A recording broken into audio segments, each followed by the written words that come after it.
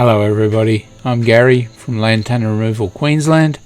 I just wanted to thank everybody for having supported us through the year of 2018.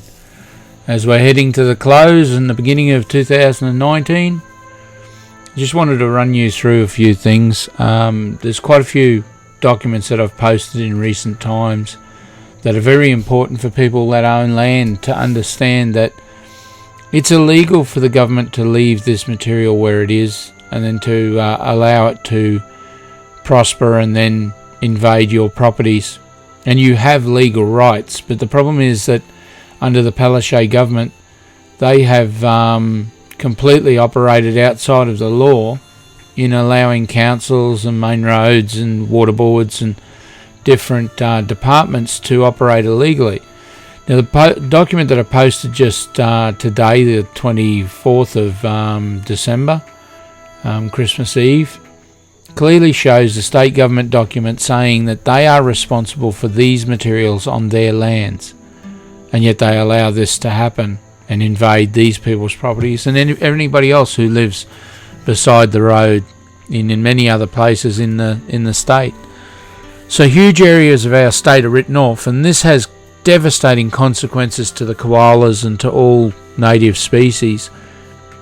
And in the very near future, they're going to keep winding back operations saying that, well, we're not going to support anybody, which is basically where they are at now. The councils have said that they will not support anybody and even supporting them to clear their own land, meaning to help neighbours to follow suit and clean up, because the councils won't do it. So why should anybody else do it? This is the flawed philosophy of the biosecurity of Queensland and the federal government. You know, why would anybody start to do the right thing and clean up this material when the government is completely operating illegally in allowing it to grow and prosper on the sides of roads? Even in British Columbia in Canada, they identify the roadsides as being an absolutely terrible place to infest new properties and infest residents. So then why in Australia are we so backwards that we allow Annastacia Palaszczuk and her government to leave this material growing here? It's criminal that it's here. It's illegal that it is here. The Biosecurity Act of 2014 says this material cannot be released to the environment, whether it is on private land or on government land. It's illegal. So then why are they operating outside of the law? And more to the point, why are we allowing them to operate outside of the law? In 2019, we will be holding many council meetings with the general public. We'll be looking for sponsorship from people to throw some money in there to help support the funding of the operations. But we will come to local areas and local communities and represent the general public with the councils, and we will take this fight to the councils on your behalf. You cannot allow this to be outside of your property, or else you will be swallowed up, and sooner or later your property's values will drop to half of their original price, and eventually even worse than that. Under the current Palaszczuk government operational system, there are no operations. There is zero funding for this material to be cleaned up. And yet again, that latest document I've supplied from the Queensland government says that the government is responsible for these materials on their lands. How could you possibly vote for somebody who is this arrogant to the environmental situations of this, and also to the ecological situations?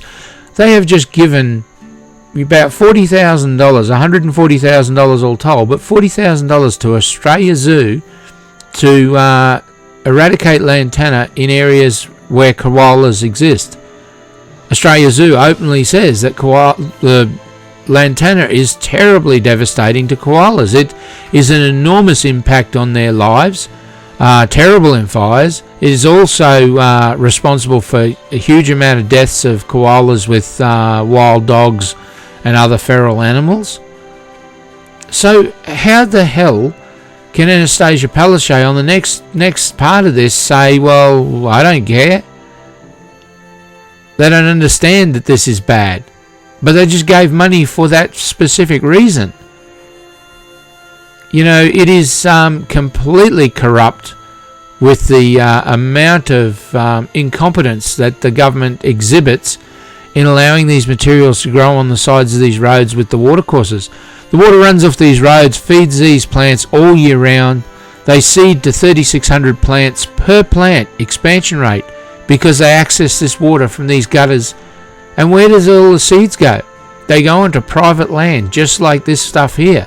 This is all private land beside this road. All farms, all farming, you know.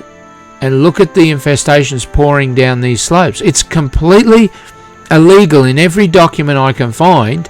And even the agricultural minister, where he has supplied that documentation to us, has noted through Martin Hannah-Jones that it's illegal for this material to be released to the environment. So unless you got it growing in a bubble, you are breaking the law. But again, how can you possibly chastise or work with the public when you allow these materials on your lands to infest private residents? Councils must be forced to represent the people. Places like the Lockyer Valley are absolutely insane. The levels of infestations out there, farms being lost left, right and centre. There's no possibility of production off those lands. All on the high side of the road here, flooding across to the low side of the road and into the property on the lower side. So we must, in 2019, hold consistent and continuous public meetings with the councils and force the councils onto the side of the residents. If the councils are not going to support the residents, then we need to sack them at the next elections. But they're a fair way off, so we'll start by sacking the federal government, because they've stood by and allowed this material to get to these levels of infestations. We are losing an area the size of Tasmania every single year and increasing at $20 billion. And they have stood by while the state government, the Annastacia Palaszczuk Government and the New South Wales Government have termed this material as low risk. $20 billion a year increase every year in an area the size of Tasmania, and these people tell you it's low risk. Currently, it's 14 million hectares. Okay, so there's another 4 million hectare increase while the Prime Minister and the Premiers were aware of this, and $20 billion more. So it's $115 billion problem at the end of 2018.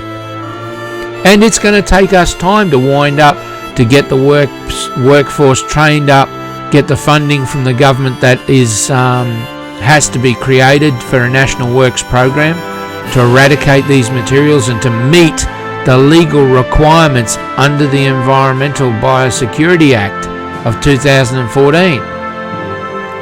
This will destroy our property values in the years to come. If we do not draw a line in the sand and say the minimum we accept is compliance with the law, and these materials can never be allowed to inhabit these areas and do this to the private lands on either side of them, then we will lose our homes. We will lose incredible amounts of our heritage. We're already losing national parks like they are going out of fashion, and the government is completely out of control. There is no money for it, no plans to do anything for it. So what is the future, Miss Palaszczuk? What is the future under your policies? There is none. This material is expanding at the size of Tasmania every year. What is the future? We are seeing land prices at half of their value in areas that are infested with lantana. That's every shire. That's every part of the state, from the Daintree to the Victorian border. Is this low risk? I can tell you there's nowhere in the public that I have ever spoken to anybody where they consider $115 billion heading to 50 million hectares in the next 9 years and $300 billion under the current governments. These governments have got to go because they're never going to stand up and do something about these issues because they've lied about them for so long. They created this. This is their legacy. As Ms. Palaszczuk says, I want to be judged by history, and by golly, sweetie, you are going to be judged. I promise you that.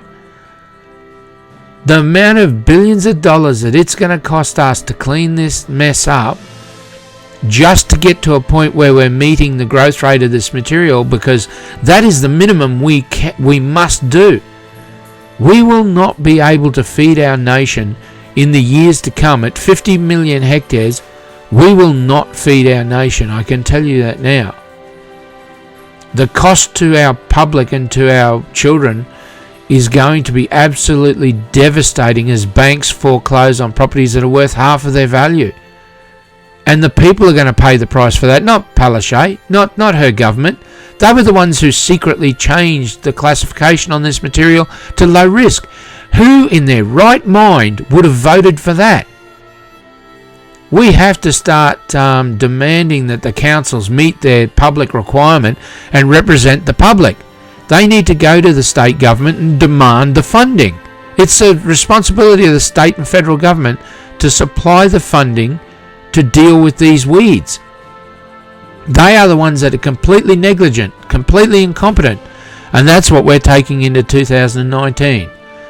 Huge amounts of public meetings in council chambers demanding the action with the documentation that we have now and the connections that we have now. We will change our nation in 2019, I can promise you that. This stuff with the farmers and the green shirts will not continue. I can promise you this will change, because we cannot afford to see what this does to farming in that 9-year period. We will not be feeding our people once we hit 50 million hectares of this material.